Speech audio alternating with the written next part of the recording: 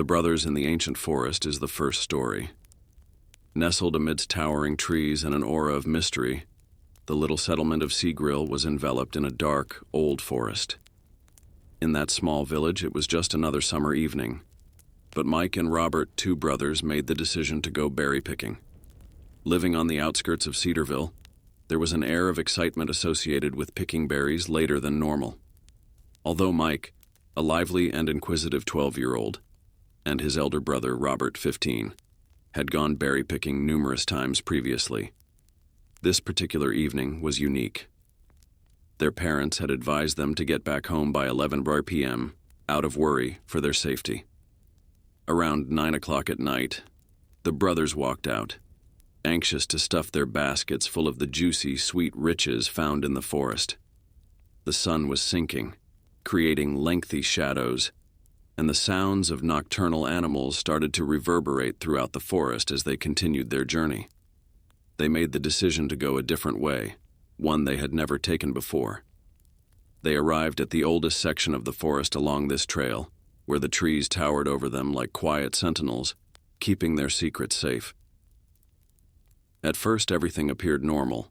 The woods were peaceful, and the moonlight was filtered through the thick canopy, creating a mystical, frightening ambiance, feeling like adventurers in their own backyard.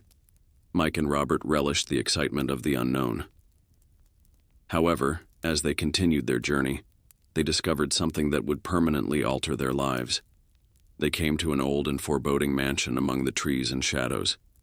Its shadowy form, glowing in the moonlight like a ghost, drew them in with an unsettling attraction. Motivated by a combination of adolescent arrogance and curiosity, the brothers made the decision to explore the abandoned house. The situation inside the house was very terrifying. There were clothes all over the floor, smeared with what looked like blood. Guns were recklessly scattered about, like abandoned, destructive toys. The sight would have shivered even the hardest-hearted person. This barren location served as a haven for mayhem and hatred. The sound of footfall reverberated through the hollow corridors of the home, interrupting their research. They felt a wave of panic as they discovered they weren't alone. With their hearts thumping fiercely, the brothers had to decide quickly. They made the decision to run, and they hurriedly jumped out of a window, breaking the glass in the process. With their breath coming in short gasps, they rushed through the starry forest, with branches scraping their flesh. Their fear propelled them ahead, and the terrifying feeling of being hunted hovered over them. Their primary concern was getting to their house safely. With tears in their eyes and a gasping for air, they finally broke through their front door. As they told their parents about their terrifying experience, the words came out of them quickly, and they were met with a mixture of shock and worry on their faces. Knowing that something evil was afoot in the ancient depths of the forest, their parents were wise and experienced. Rugged and unwavering, their father had heard rumors of the terrible secrets of the forest. He told his sons the hard truth. Mike and Robert, people have vanished in those forests. It has been taking place for years. Although the culprits is unknown, it's a location best avoided. The brothers never again went into the oldest section of the forest after that night. The haunting recollection of the house and its sinister belongings served as a warning of the evil secrets concealed in the depths of Cedarville woods. The residents of Cedarville would always associate the forest with dread, whispered tales, and the potential for the old evil that lurked there to quickly engulf the curious and innocent. The forest guarded its secrets close. Story 2: The Forest Villa. Renting a villa in the middle of a forest was a really spontaneous decision. William, Henry, Albert, Jake, and I were looking for a peaceful getaway from our hectic life. We happened upon this ostensibly lovely and alluring villa, and it was quite inexpensive. It seemed like the ideal chance to relax and create priceless memories with each other. But we had no idea that our escape would become a terrifying tale of terror in the forest. The property itself was a stunning sight, tucked away between the tall trees. Its charming architecture and interior design included rustic charm elements like a comfortable fireplace and vintage furnishings. As we checked in, there was a buzz of excitement and the forest looked appealing in the warm glow of the evening sun. We had a great first night together, lighting a fire, telling stories, and enjoying a substantial home-cooked dinner. The ambiance was quite amazing, and all of our concerns vanished. After retiring to our individually themed quarters, we drifted off to sleep. But on the second night, our dreamlike getaway took a horrifying turn. William stormed into our room at around midnight, his pale face and big, terrified eyes betraying his fear. He said that outside his window he had observed movement in the forest. We thought it was all in our heads at first, but then we heard it too. Odd, almost inhuman noises and unsettling rustling that seemed like they were surrounding the villa. Our skin prickled with goosebumps as the fear started to set in. Persuaded that it was either an animal or a local superstition playing tricks on us, we made the decision to look into it. We bravely entered the woodland, flashlights in hand, only to be met by an unsettling quiet. The woodland appeared to be holding its breath, anticipating something to happen. A feeling of dread descended upon us like a shroud as the moon created unsettling shadows on the tree trunks. The odd happenings persisted all night long. Shadowy figures swirled in the corners of our eyesight, and ghostly murmurs appeared to linger in the air.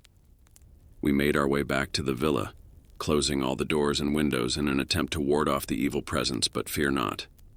Clutching our flashlights, we huddled in the living room, trying to make sense of what was going on.